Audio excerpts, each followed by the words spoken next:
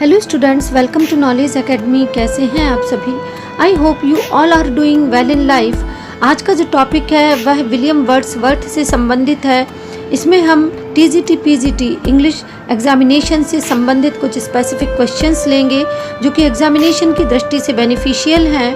But first of all I would like to say that please like, subscribe, share and motivate channel for new updates. It will be beneficial for you.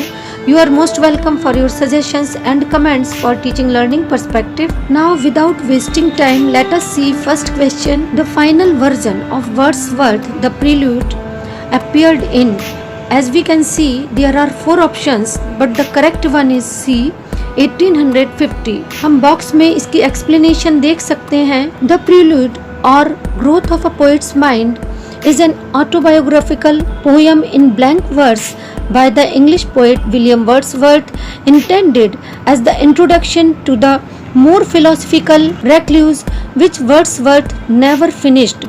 The Prelude is an extremely personal and revealing work on the details of Wordsworth life. यह एक autobiographical poem है जो कि blank verse में लिखी गई है William Wordsworth के द्वारा। First of all let us know what is blank verse, यानी ब्लैंक वर्स क्या है जिसे विलियम वर्ड्सवर्थ ने द प्रील्यूड में फॉलो किया है। देखिए, जनरली पोइट्री को लिखने के 3 टाइप्स होते हैं। फर्स्ट टाइप है फॉर्मल वर्स, सेकंड टाइप है ब्लैंक वर्स तथा थर्ड टाइप है फ्री वर्स।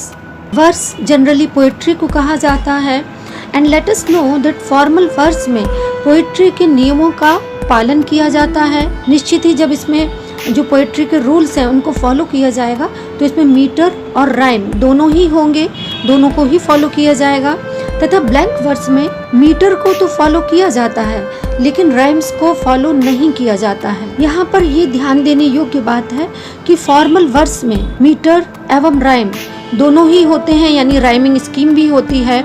मैं आपको इसमें एग्जाम्पल देना चाहूँगी जो कि विलियम वर्ड्सवर्थ की पोयम से ही संबंधित है कि one impulse from a vernal wood may teach you more of man of moral evil and of good than all the sages can. इसमें वुड, गुड, मैन एवं कैन इनमें राइमिंग स्कीम देखने को मिलती है। चूँकि ब्लैंक वर्स में metre को फॉलो किया जाता है और राइमिंग स्कीम को फॉलो नहीं किया जाता है, तो जो ब्लैंक वर्स है वह जनरली आयम्बिक पेंटामीटर में होता है या इसका यूज किया जाता है। इस तरह से सरल शब्दों में यदि हम कहें तो जहाँ पर मीटर है लेकिन राइमिंग स्कीम नहीं है तो आप ये समझ लीजिए कि वहाँ पर ब्लैंक वर्स है। तथा फ्री वर्स में no rhyming scheme, no metre at all, यानी जो राइमिंग स्कीम और मीटर है वह फ्री वर्स में देखने को नहीं मिलता है। To sum up we can say कि जो प्रील्यूड है विलियम वर्ड्सवर्थ के द्वारा लिखी गई पोयम, इसको ब्लैंक वर्स में लिखा गया है। Moving to next question, the character of leech gatherer appears in, there are 4 options but the correct one is D, resolution and independence। यह पोयम भी विलियम वर्ड्सवर्थ के द्वारा लिखी गई लिरिक पोयम है। विलियम वर्ड्सवर्थ जो कि एक रोमांटिक पोएट के रूप में जाने जाते हैं, इसको 1802 में लिखा गया था तथा 1807 में ये पब्लिश की गई थी। हैंस इसका जो करेक्ट आंसर है वह D है, resolution and independence. Moving to next question, I wandered lonely as a cloud makes an assertion that we can see there are 4 options but the correct one is D.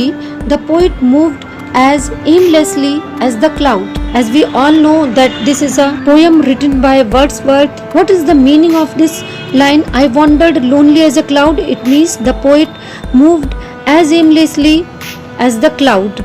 William Wordsworth को father of romanticism कहा जाता है।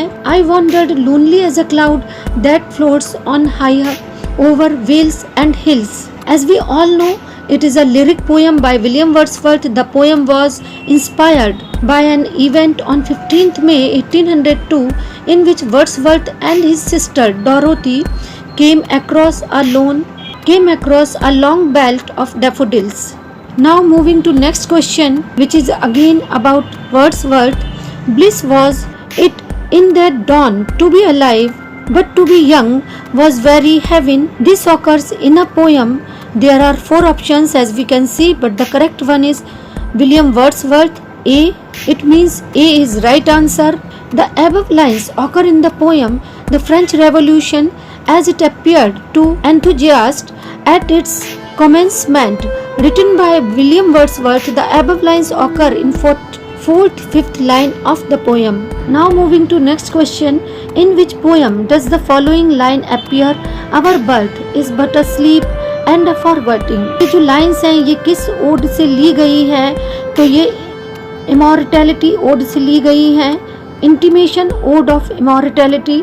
इसमें William Wordsworth ने philosophically चीज़ों को describe किया है। Ode of intimation immortality from recollection of early childhood, also known as Immortality Ode. It is a poem by William Wordsworth completed in 1804. Now let us know about some specific exam points. Resolution and Independence was originally called Leech Gatherer.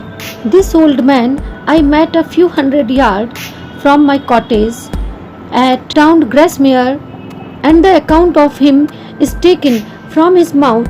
This is the reference that Wordsworth gives, that it resulted a poem. Which poem? It is a poem Resolution and Independence. Moving to next point. Which poem was written after the death of Lord Nelson? Lord Nelson की death के बाद कौन सी poem लिखी गई? तो it's name is character of the happy warrior. Moving to next question. Wordsworth brother passed away by shipwreck. Moving to next question. The world is too much is the poem published in 1806. The world is too much with us. इसमें materialistic concept की आलोचना की गई है. यहाँ पर मैं recall कराना चाहूँगी कि इस पोयम को मैंने नॉलेज एकेडमी के चैनल पर एक्सप्लेन किया है. यदि आप सुनना चाहें तो सुन सकते हैं. Moving to next point. The poem mutability was published in 1821. यानी जो म्यूटेबिलिटी पोयम है वह 1821 में पब्लिश हुई. Moving to next point. Stern daughter of the voice of God. Where does this line appear? Ode of duty. This line appear in ode of duty.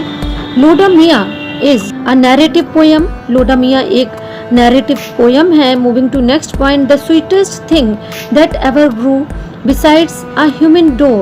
Where these lines appear? Too lucky. Moving to next question. Moving to next point. If solitude or fear or pain or grief should be in thy portion, whom is Wordsworth referring to? Dorothy Wordsworth. Dorothy Wordsworth William Wordsworth की sister थी. उनके संबंध में उन्होंने ये पंक्तियाँ लिखी हैं. Mikhail is a pastoral poem that presents the pathetic life of a shepherd. Mikhail, what is the name of his son? The name of his son was Luke. This is its right answer. Moving to next point. Nature never did betray Tintern एबे. Tintern एबे से ये पंक्तियाँ ली गई हैं. Tintern एबे उनकी poem का नाम है विलियम वर्ड्सवर्थ की. Nature never did betray. Moving to next point. Wordsworth mentions about Burns and Chatterton in the poem.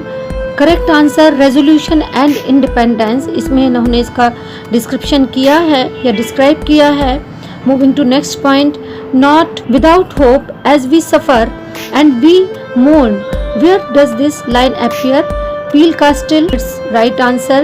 Moving to next.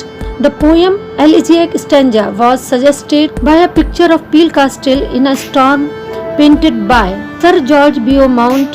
Moving to next. Milton, thou shouldst be living at this hour. This line appears in To Milton, London. This is its right answer. Thou soul was like a star and dwelt apart. Whose soul is Wordsworth referring here? यहाँ पर William Wordsworth John Milton की soul के संबंध में बात कर रहे हैं जिसे उन्होंने दाउ सोल कहा है. It's right answer Milton. Moving to next. The alternative title of the Ruth is the influence of nature. Alternative title Ruth का क्या हो सकता था? It's right answer the influence of nature. The selection the language of a poetry is a selection of the real language of man in a state of vivid sensation. Whose opinion is this? This is the opinion of William Wordsworth. Moving to next point. It may be safely affirmed that there Neither is nor can be any essential difference between the language of prose and metrical composition. Whose comment is this? So its right answer William Wordsworth.